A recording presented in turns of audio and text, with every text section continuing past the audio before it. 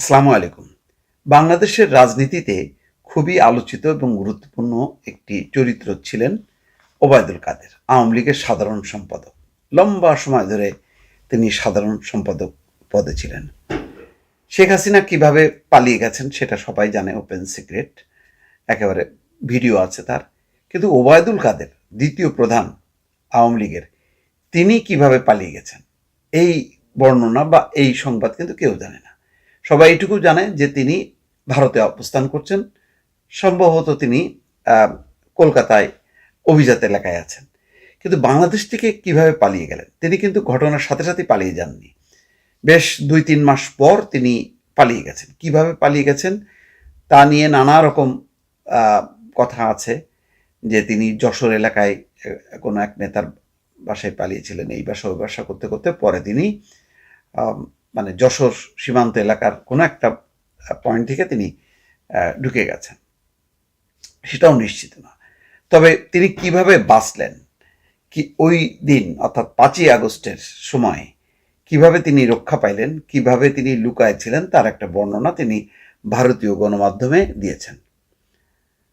এখানে ভারতীয় গণমাধ্যম দ্য ওয়ালের এক্সিকিউটিভ এডিটর অমল সরকারকে তিনি এক সাক্ষাৎকারে বিস্তারিতভাবে বলেছেন, এবং এই প্রথম তিনি গণমাধ্যমে পরিস্থিতিটা বর্ণনা করলেন। আচ্ছা, লুকিয়ে থাকার ঘটনার বর্ণনা তিনি যেটা দিয়েছেন সেটা আসলেই খুবই ভয়াবহ এবং লোমহর্ষক। বলছেন, এই বিষয়ে দেশে বিদেশে এবং ভারতবর্ষে সবার কাছেই পরিষ্কার, ৫ই আগস্ট সেদিন ষড়যন্ত্রমূলক যে ছাত্র উত্থান, সে সময় আমি খুবই ভাগ্যবান। আমি আমার বেঁচে থাকার কথা ছিল না, মৃত্যুর অনেক কাছে ছিলাম। আমার এই সংসদ এলাকার আমার নিজের বাসাকে এড়িয়ে পার্শ্ববর্তী আর একটা বাসায় আশ্রয় নিয়েছিলাম। তখন চারিদিক থেকে মিছিল আসছিল। এটা ছিল প্রধানমন্ত্রীর গণভবন কেন্দ্রিক, অর্থাৎ ওই ভবনটা। আমরা অবাক হলাম যে সংসদ এলাকাতেও সেই মিছিল ছড়ায় পড়ে এবং একটা লুটপাটের লুম্পেন স্টাইলে কতগুলো ঘটনা ঘটে। সেখানে বিভিন্ন ধরনের লোক আসে এবং এদের মধ্যে বেশিরভাগই মনে হয়েছে এটা কোনো রাজনৈতিক অভ্যুত্থান না, এটা লুটপাটের অভ্যুত্থান। তিনি বলেন, আমি যে বাসাটায় ছিলাম তারা সেই বাসাতেও হামলা করে। তারা জানতো না যে আমি এখানে আছি।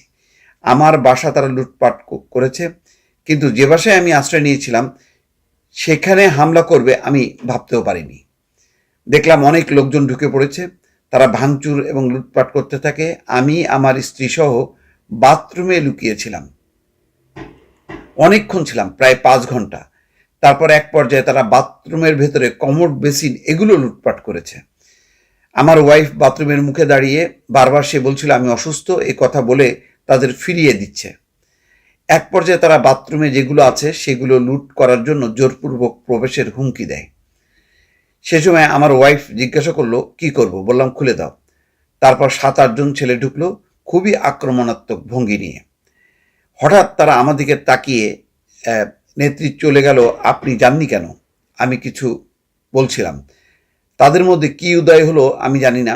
তারা আমাকে বলল আপনার ছবি তুলবো। তারপর ছবি তুলতে শুরু করলো, সেলফি নিচ্ছিল। এই ছাত্রদের অনেকে হয়তো আমাকে চিনত। কি কারণে যে আক্রমণাত্মক মনোভাব ছিল সেটা নিমেষেই শীতল হয়ে গেল। তখন ঠান্ডা মেজাজি কথা বলছিল। এদের মধ্যে এক পর্যায়ে একটা গ্রুপ চেয়েছিল আমাকে রাস্তায় সেনাবাহিনীর হাতে তুলে দিতে। কেউ কেউ আবার এটাও চেয়েছিল যে জনতার হাতে তুলে দিতে। এটা অবশ্যই তখন একটা মানসিকভাবে ভেতরে ভেতরে ভেঙে পড়েছিল। এরপর একটা শার্ট, এদের ব্যাচ, লাল পতাকা শোভিত ব্যাচ লাগিয়ে কালো একটা মাস্ক মুখে দিয়ে আমাকে হাঁটতে হাঁটতে সংসদ এলাকা থেকে বড় রাস্তা গণভবন অভিমুখী রাস্তায় নিয়ে যায়। ওখানে নিয়ে হঠাৎ করে কোথা থেকে একটা ট্যাক্সি আসে, একটা ইজি বাইক, সেটা খালিই ছিল। ওখানে গাড়ি ঘোড়া কিছুই ছিল না। হঠাৎ করে কেন যেন এসে পড়ল। হয়তো আমার ভাগ্য, এরা দুজনে আমাকে ও আমার ওয়াইফকে নিয়ে অটোতে উঠল আর বলতে লাগলো, পথে তো অসংখ্য মানুষ, চেক আপ জায়গায় জায়গায়। বলতে লাগলো আমার চাচা চাচি অসুস্থ, হাসপাতালে নিচ্ছি, ডিস্টার্ব করবেন না। এই করে করে নিয়ে গেল অনেক দূরে একটা জায়গায়। এটা ভাবতেও পারিনি ওরা বাথরুমে ঢুকলো। সে বেঁচে থাকাটা সেদিন পরম সৌভাগ্যের বিষয়। আনএক্সপেক্টেডলি বেঁচে গেছি, দিস ইজ দ্য ইম্পর্টেন্ট। কাদের বললেন, ওবায়দুল কাদের, যে ছেলেরা যে কোনোভাবে আমাদেরকে আর্মির হাতে তুলে দিতে পারতো, রাস্তায় অসংখ্য মানুষ, সেখানে অনেকেই তো আছে আমাদের অপোজিশন, মেরে ফেলতে পারতো। এরপর কোথায় ছিলেন এমন প্রশ্নের জবাবে ওবায়দুল কাদের বলছেন, আমি বাংলাদেশেই ছিলাম 3 মাসের মতো। আমার একটা উদ্দেশ্য ছিল ওখান থেকে কিছু একটা করা যায় কিনা, সংগঠিত করা যায় কিনা। বিভিন্ন জায়গায় শ্রমিক অসন্তোষ, কর্মচারীদের অসন্তোষ, প্রতিদিনই এগুলো লক্ষ্য করতাম। ক্ষোভগুলো তখন রাস্তায় নেমে আসছিল, বিশেষ করে গার্মেন্টস। সে সময় ভাবলাম এদের সঙ্গে যোগাযোগ করে কিছু করা যায় কিনা। এই চিন্তাতেই 3 মাস পেরিয়ে গেল। যাই হোক, এখানে তারপরে বলছে যে এখান থেকে ফিরে গিয়ে জগন্নাথ হলে একটা বৈঠক করেছিলাম অনেক রাতে। ঢাকায় তখন কারফিউ, সেখান থেকে আমাকে অ্যারেস্ট করা হলো। এরপর 111, যাক, এর আগের কথা বলছে। দর্শক, এখন বলেন, এই যে দুইটা বিষয় তিনি যে বর্ণনা দিলেন, এবং সেটা কি বিশ্বাসযোগ্য মনে হয় যে ছাত্ররা বা জনতা তাকে পেয়েও এইভাবে ছেড়ে দিল? আমার কাছে কিন্তু যথেষ্ট খটকা লাগে। আবার আরেকটা কথা দেখেন, তিনি বলতেছেন যে আমি 3 মাস ধরে থাকলাম এবং চেষ্টা করছিলাম যে কিছু করা যায় কিনা। পরে ভাবলাম যে না, আমি বাইপাস সার্জারি, আমার ওষুধ খেতে হয়, সেই কারণে আমি পরে চলে আসছি। কোথা থেকে কিভাবে চলে আসছি সেগুলো আর মানে বললো না। আসলে ওবায়দুল কাদের এই কথাগুলোর মধ্যে অনেক মিথ্যাচার আছে। এমনিতেই জানেন যে ওবায়দুল কাদের মানেই হচ্ছে একটা বিনোদন। তার বক্তৃতাগুলো মানুষ মানে একটা বিনোদন আকারে শুনতো, এটাকে সিরিয়াসলি কেউ নিত না। এবং মিথ্যা হলো মানে মিথ্যার বেশাতি যে কত রকমভাবে করা যায়, এটা ওবায়দুল কাদের মানে শিখাইছে।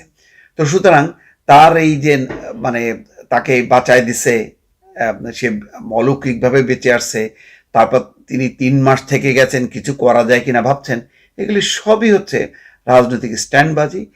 হয় শেখ হাসিনার দৃষ্টি আকর্ষণ করা, অথবা তিনি যে চোরের মতন পালায় পালায় মানে ভারতে আশ্রয় নিছে, এইটাকে ঢাকার জন্য একটা মিথ্যা গল্প কাহিনী সাজাইছে, যেটা ভারতীয় গণমাধ্যমে সেটা প্রচার করছে। দর্শক, ভালো থাকবেন। আল্লাহ হাফেজ।